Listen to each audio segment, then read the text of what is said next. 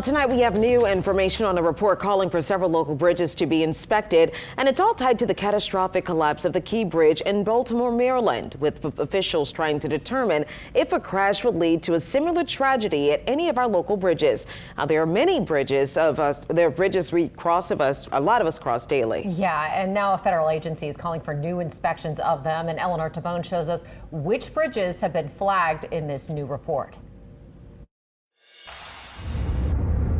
Crossing a bridge here in southeast Louisiana is a part of the daily commute for many people, and many of those bridges extend over the Mississippi River.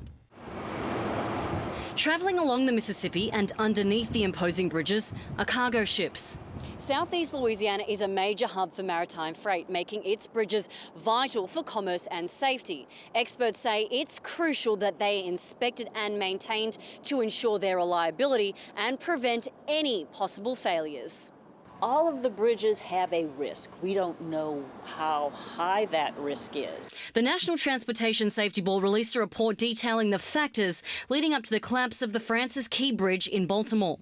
The NTSB is now pushing for reviews of bridges across America, several of them right here in Louisiana. They include the Huey P. Long, the Greater New Orleans, the Israel Lafleur, the Crescent City Connection, the Hale Boggs, the Horace Wilkinson, the Veterans Memorial and the Sunshine Bridge. Large vessels could clear those bridges, so that would indicate that at least those bridges could clear a large vessel.